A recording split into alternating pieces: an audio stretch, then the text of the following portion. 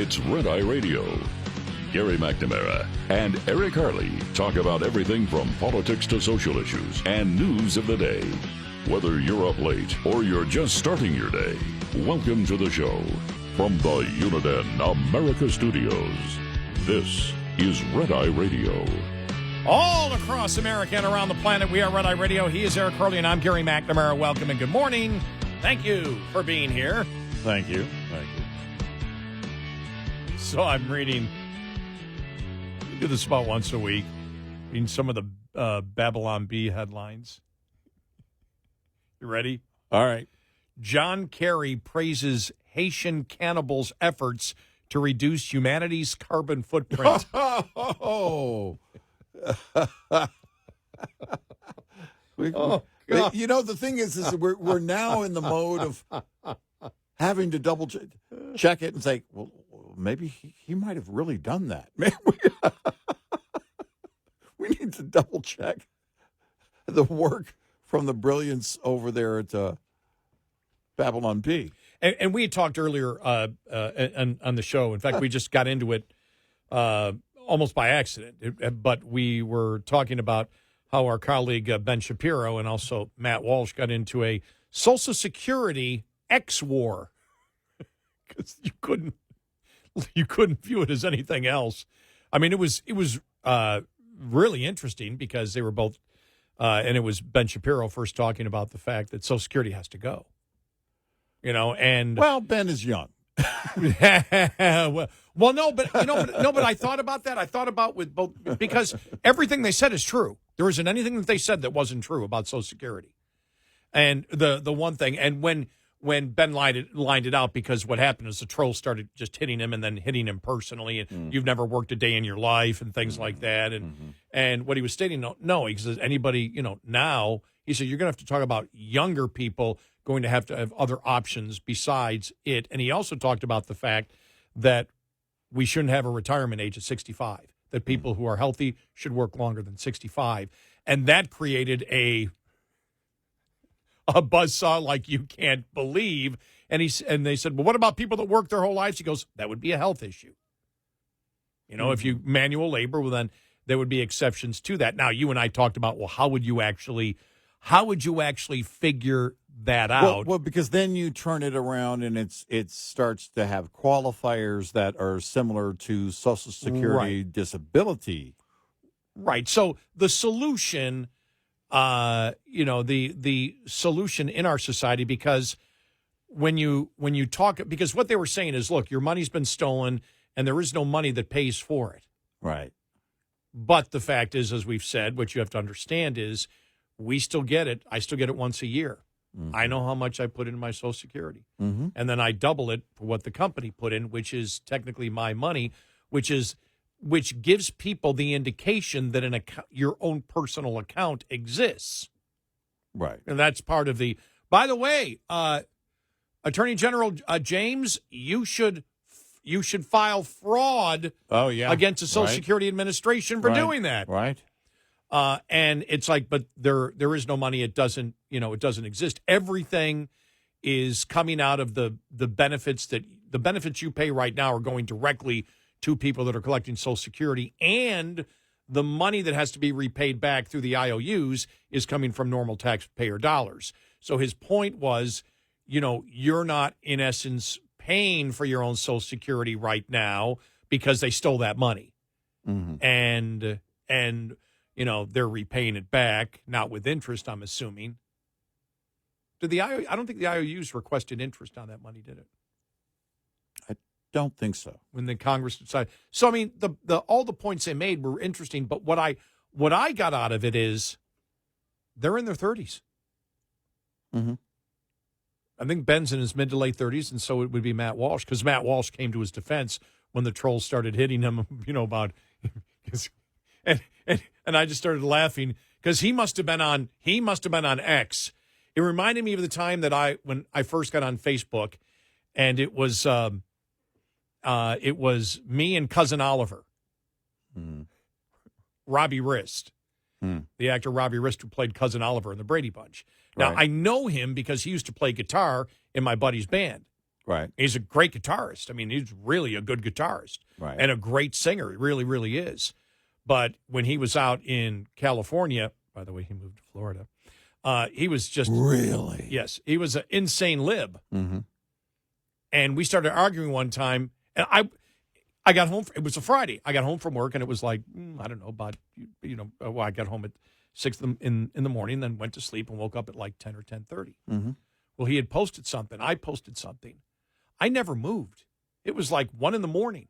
For 13 hours, I was arguing back and forth with him, and you never got anywhere because... See, now you know what it's like to be married. Go ahead. I got to change the topic then for a moment here. Yeah, I may have to change bedrooms for a few I've nights. changed the topic. Well, but the whole point was I was on 13 hours, never accomplished anything. But when you just said the marriage thing, yesterday, God is my witness. Mm. I was on.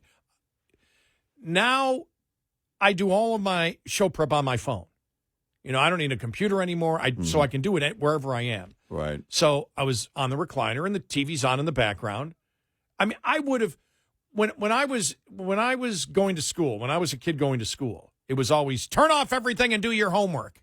Right. And now I do my homework with everything Put on. the horse carriage away. Yeah, now I do my homework with everything on. I'm doing my show prep, which is my homework, Right. and the TV's on, the radio's on in the background. I mean, there's like 20 things going on, and I'm able to focus. And I'm like, wow, being an adult is really great because I'm doing my homework, but it's really enjoyable because When you like the homework. when you like the homework, yeah. Right. But everything else is going on, and nothing is disturbing me. I'm actually able to focus and concentrate. Mm-hmm. But so I had YouTube stuff on, and it was going through political stuff. Right. And all of a sudden I went, what is this on here? And it's like two professors, and the lecture's like something on sex. And I'm like, what is this? And it was from 2009. It was a University of Texas, and their study of, because I went to the title of it, and it was their study of why women want sex. And it was really a study that was done by professors, and it was an outline to all these people, and it was a serious lecture. All male professors, I assume. No. One of the lead researchers was a woman. Oh, really? Yeah, woman, and also one of the test subjects. And She responded to the survey. but so I looked at it, and it just had started. So I looked at the headline. I went, well, how long ago? Okay, what is it? What's the headline? It goes, why women want sex, why women have sex, or whatever. What's the motivation behind it? And so as I'm reading the headline, it's still playing beneath it. And she said, we did with the study found out there were 237 reasons why. And then I looked and I go, how long is this? I go, it's an hour. And I'm like, I can't do this. Yeah. I can't do this. 237 reasons? No wonder I never understood them. Well, and there's the follow-up part of it. The 237 reasons, and each of those reasons, when a male professor looks at that and is trying to follow up on it, well, he has 100 questions for each reason. But it was, but it was again. It was thousands of women, and it was like it'd be like their top five. Yeah, so it wasn't one woman that had 237 reasons. Right. It wasn't every woman had 237 reasons, and it was just like the total number of things in the survey. Yeah, it wasn't like Madonna was part of it. So that's it's. Well, conquest for her. By the way, Well, not these days. By the way, that was one of the reasons. Conquest? Yeah, absolutely. Right. Conquest. They went through all the different, and both, as I said, both men and women, the major reasons are all the same. The major reasons. The ones that they found, which, were, basically love to become closer, and pleasure. Yeah. The pleasure and all of that. So that was, and that was almost universal. But then they went through all the rest of them. And there were things like where they talked about, what did they call it? Mate insurance. Like, mate insurance? Okay, I got to pay attention to this one. What does this one mean? And it was, and then I went, okay, I can understand, because revenge was one of the reasons. Revenge. We're talking about extramarital sex at that point. Yes, you are, but it was just why women have sex. Right. It was just the general thing, and so so you're talking about affairs too, because that's your right. That's, and one of them was, basically partner insurance, and it was like if the male, if you think he's not healthy, or you're having problems and you think eventually you're going to get divorced, you sleep with somebody else to keep them interested in you in case this all blows up. Right. And I'm just like, okay. But they went through a bunch of things of what women are attracted to and why, and went through the evolutionary things of it. It was actually pretty fascinating. And I didn't watch, I only watched like half hour of it.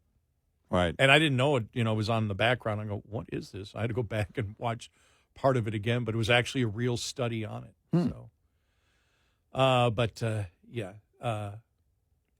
so that was interesting. Yeah, so there it is. The Babylon Bee headline: John Kerry praises Haitian cannibals' efforts to reduce humanity's carbon footprint. And then, because we had mentioned the whole thing with Ben Shapiro and Matt Walsh, right.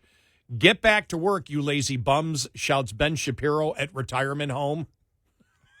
I love it. And it was, he syndicated by the same company that we work for. Right. That syndicates us. So. Right, yes. But it was actually interesting, except then the trolling started, and they're responding to the trolls because the attacks got personal, like, you never worked a day in your life. And it's like, yeah, he has. Stop that. And you got the typical liberal stuff. Right. And he was trying to make more of the theoretical point of, what works and what doesn't work. And as we've always stated, yeah, it was always a Ponzi scheme, and it worked early on, but where it's going now is not what it originally was. Well, it's you're trying to put the toothpaste back in the tube.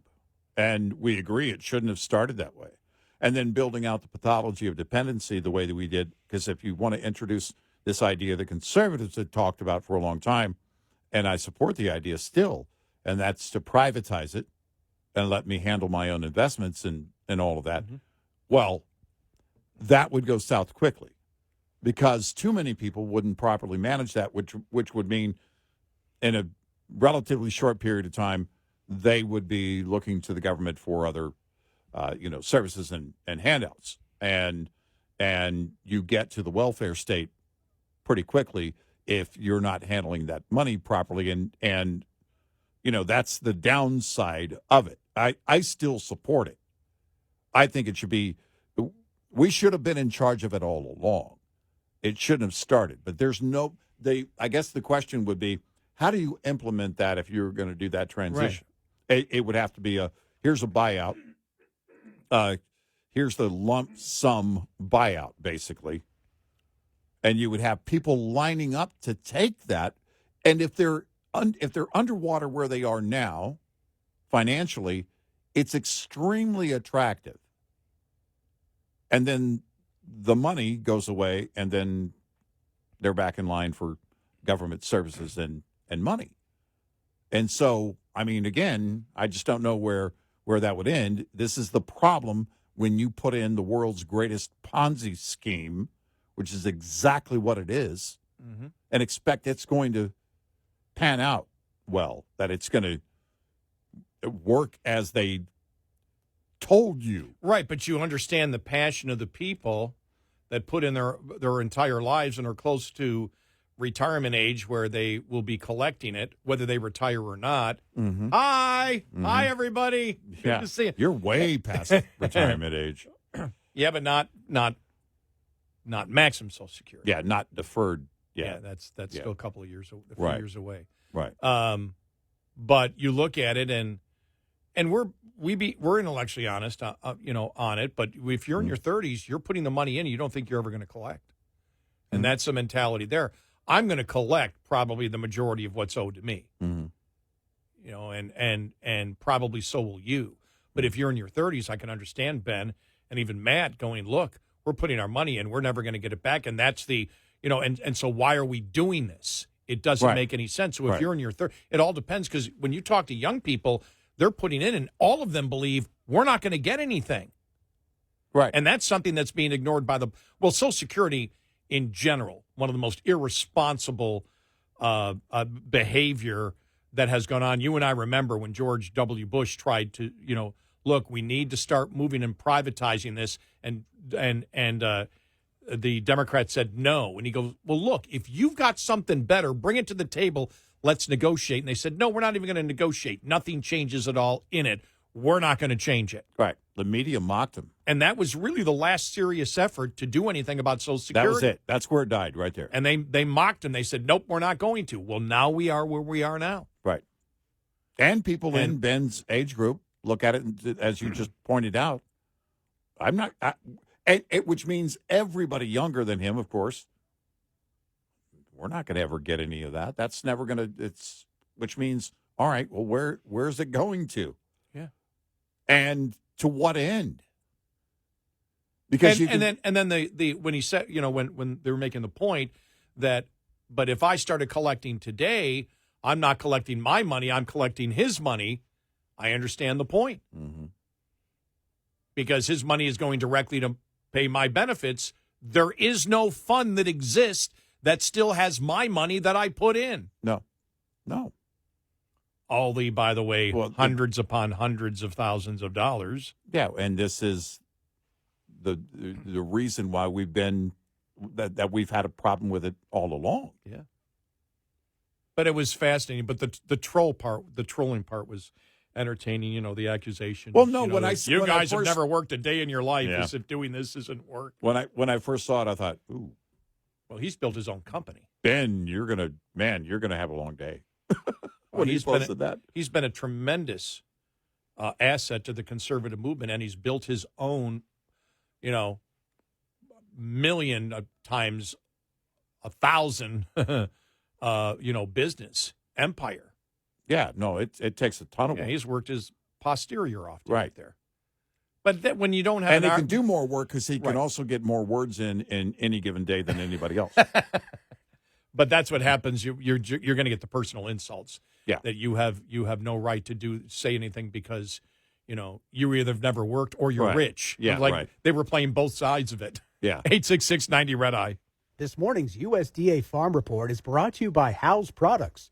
Tested, trusted, guaranteed since 1920. For months now, the turkey industry's been stymied by rising production, weakening demand, and falling prices. But are we seeing a turnaround in the works? Maybe too soon to say a turnaround, but at least a good change from what had been a pretty steadily declining price outlook. USDA Outlook Chairman Mark Tekanowski, and yes, the signs of a turnaround are small. First, USDA is forecasting a reduction in turkey output for this year, a cut of only about 1.5%, but enough of a cut to cause USDA to change its previous 2024 forecast for average turkey prices. This month, we raised our turkey price forecast by 1 cent per pound. Just a penny a pound, taking projected prices only up to $1.08 a pound compared to $1.40 last year. So production, while falling, is still exceeding demand. Price prospects are improving, but not by much. So Mark Jekanowski says it might suggest the start of a turnaround for the turkey industry.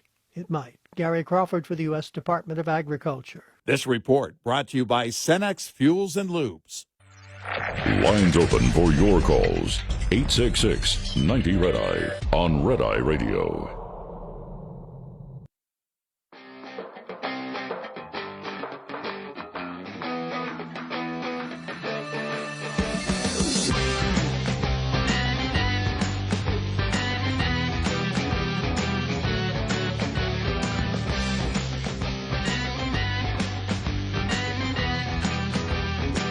It's Red Eye Radio. He's Eric Carly, and I'm Gary McNamara. Female swimmers and female athletes sue the NCAA over male competitors. This is interesting because this is probably the case that will eventually get to the Supreme Court. Yeah.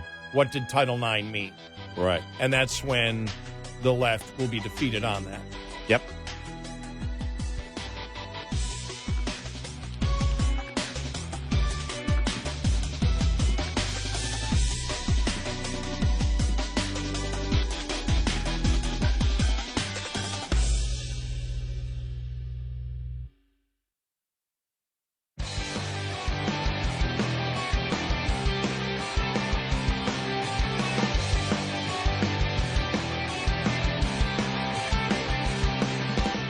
about to trigger somebody right now. Gary McNamara and Eric Harley on Red Eye Radio.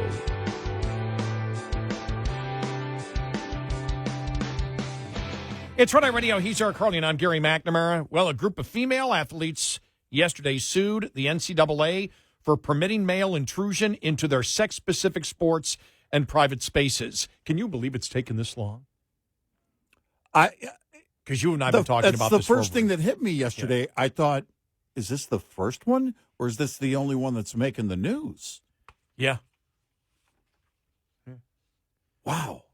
Spearheaded by the Independent Council on Women's Sports, a lawsuit accuses the NCAA and Georgia Tech, the site of the 2022 NCAA Swimming Championships, where male University Pennsylvania swimmer Leah Thomas won the 500-meter freestyle, of knowingly violating Title IX.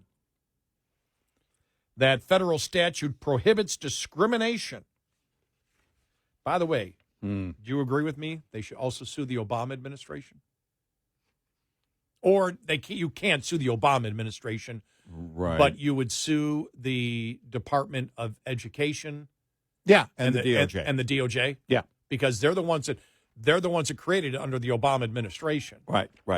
And so it said the federal statute that prohibits discrimination on the basis of sex in educational institutions that receives federal funding, serving as the basis for sex-segregated school athletics. The lawsuit demands that males be disqualified from participating in women's sports. It asks the NCAA to rescind awards given to trans athletes in women's competition and to reassign them to the female players who lost trophies and titles to the men. The lawsuit also asks for damages for pain and suffering, mental and emotional distress, suffering and anxiety, expense costs, and other damages due to the defendant's wrongful conduct. Among the plaintiffs are prominent women's sports advocates such as Riley Gaines, who tied with Thomas in the women's 200-meter race at the NCAA tournament in March of 2022. Caitlin Wheeler, who swam for the University of Kentucky alongside Gaines, is another plaintiff. Wheeler alleges in the suit that she and her teammates were forced into an extremely uncomfortable situation with having to change into their swimsuits in front of Thomas in the women's locker room. While you're doing this, you're exposed, Wheeler said in the suit. You can't stand there and hold a towel around you while you're putting the suit on at the same time. The female plaintiffs represent swimming programs at colleges such as NC State, Roanoke College, Virginia Tech, and the University of Kentucky.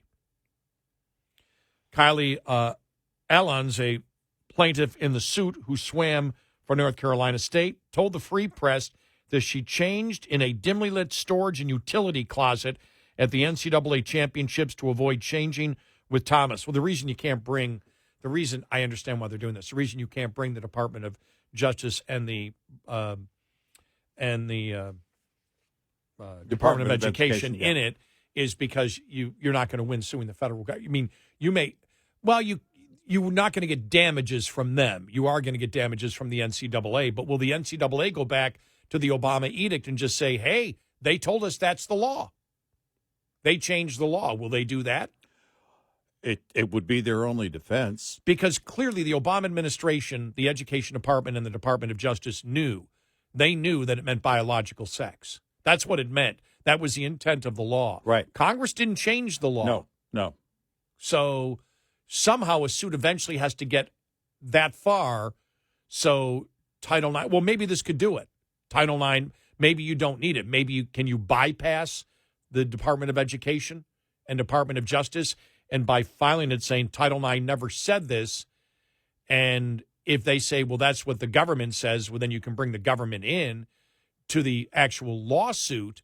Well, because that joint edict said this is our interpretation of Title IX, and it was said repeatedly. So if the organization comes back and says, hey, we were under threat of action by the Department of Justice for violating the rights of the trans student, And we didn't have a choice. The lawsuit also rejects the Band-Aid solution by many sports governing bodies of testosterone limits on male athletes, which the plaintiffs argue are not sufficient to level the playing field with women, which is absolutely correct. Right. They're absolutely correct on that. And we've always stated it's the lawsuits that are going to change this. It's all the insanity we see now. So many of these things will be changed with lawsuits. Right. Yeah. And monetary damages having to be paid off. Here's another one here. Valerie Richardson in the Washington Times. Is DEI DOA, Diversity, Equity, and Inclusion regime, hit with a backlash? The Diversity, Equity, and Inclusion framework that was all the rage 4 years ago is suddenly on the ropes. DEI programs remain the rule rather than the exception in academia, government, and business, but the social justice bureaucracy is in retreat as companies in the private sector, as companies slash budgets, local governments reverse race-conscious public safety policies, and states move to ban programs that promote racial division. Eventually, it's going to hit government, too. Yeah. Yeah. DEI gets to the Supreme Court of the United States, it's gone. Yep.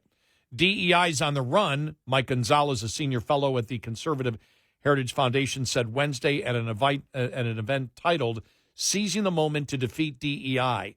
Everywhere you look, there are stories about how companies are ditching their DEI teams, how cities, even the leftist dystopia that we call Washington, D.C., are abandoning laws that protect the criminal and leave the population defenseless. Last month, Zoom announced it would fire its DEI team and replace it with outside consultants to engage all of our employees. Other companies cutting their DEI staff as part of technology layoffs include Amazon, Meta, X, Snap, Tesla, DoorDash, Google, and Lyft.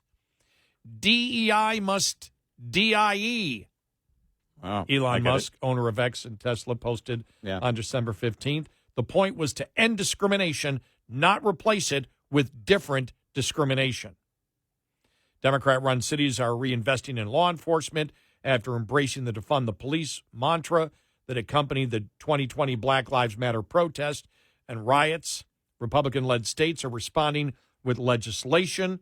At first, that meant approving bills to ban critical race theory. In the past year, half a dozen state legislatures have passed measures to dismantle DEI, including by barring the teaching of divisive concepts, the promotion of racial preferences, and the requirement that public employees and students sign diversity pledges.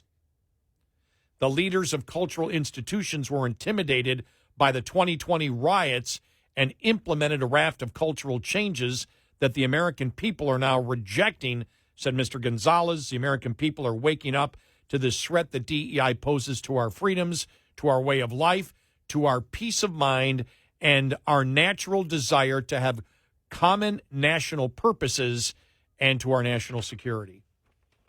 You know, and you look at it, I mean, the pounding right now, you know, that Boeing is taking. And, you know, the number of things you see out there, social media, you know, is this because of DEI? Is this because of DEI? Then the Al Jazeera report. Yeah. Going in there undercover and finding the employees, these alleged employees stating, I wouldn't fly a Boeing. Right. And it's like, well, wait a minute. Are the best people actually building these things? Right. Well, and that's it. If you implement such policy, what effect does it have? Well, that's probably the best example, if it's true, at a company like Boeing. Yes. Yep. Because we all put great trust in them when we get on a commercial flight. Well, look, government doesn't have to be efficient and productive, and we know they're not. Right. They don't have to do the right thing. In fact, as we see right now, exactly. In almost every issue out there, government does the wrong thing. Right. Government right now, the Democratic Party, with all these things that are hurting the American public, they're doing the opposite of what they're supposed to do. They can get away with it because they're government. Right. Private sector can't do it. We've stated this. Things have to be right. Private sector has to make things and make things correctly.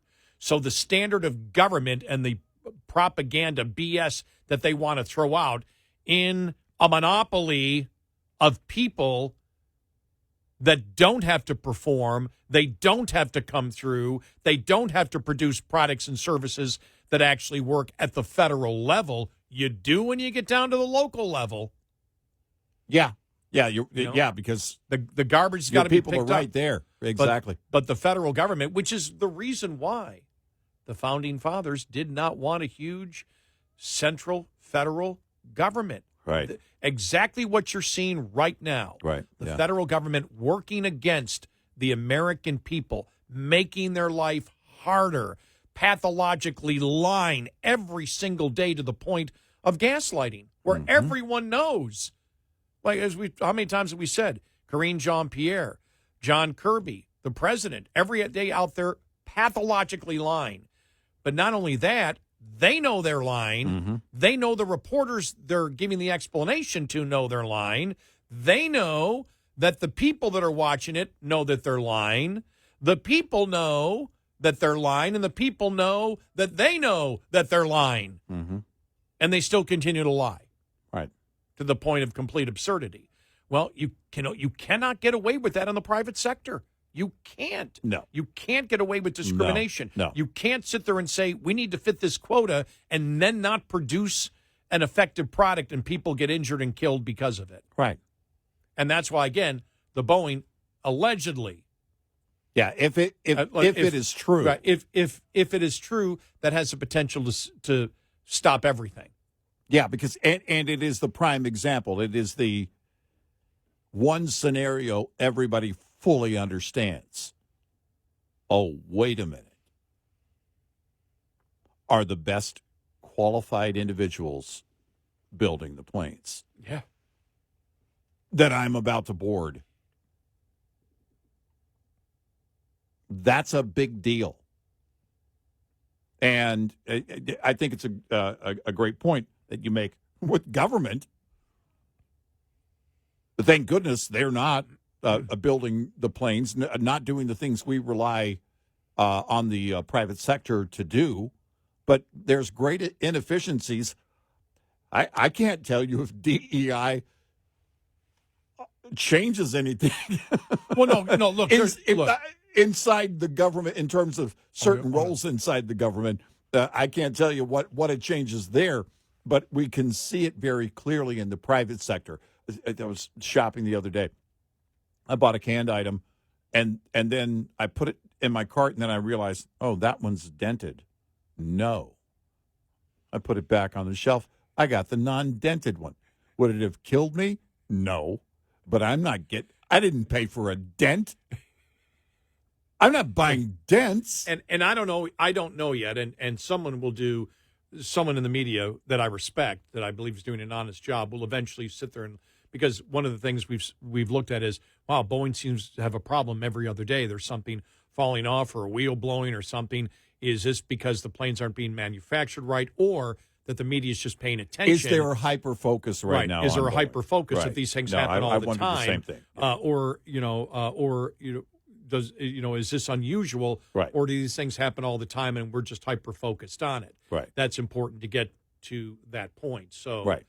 But it's the fact of the amount of attention being paid to it means every American has heard about it now going, is DEI part of Boeing's problem? Right. They're asking the question. It may not be an accusation yet from the majority of Americans, but the thought process in their head is, are the best people building the planes? Well, not only do we want to have the planes inspected, we want to have the hiring process inspected. You're right. We need to inspect the inspectors. Exactly. Right. 866-90-RED-EYE. Get in touch with Red Eye Radio, toll free at 866-90-RED-EYE.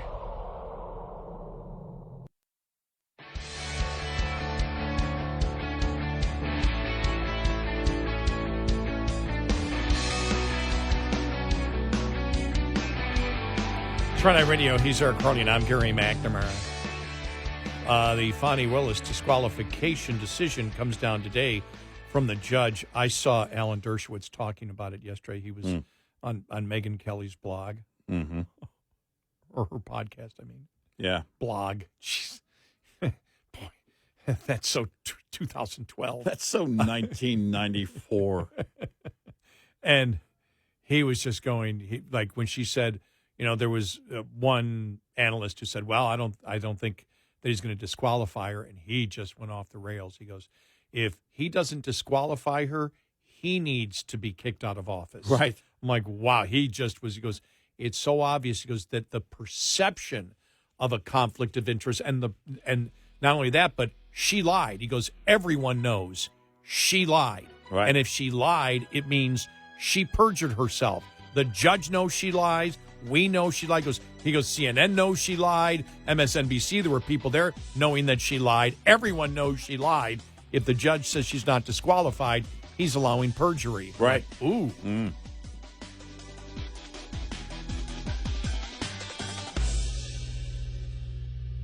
This is Red Eye Radio on Westwood One.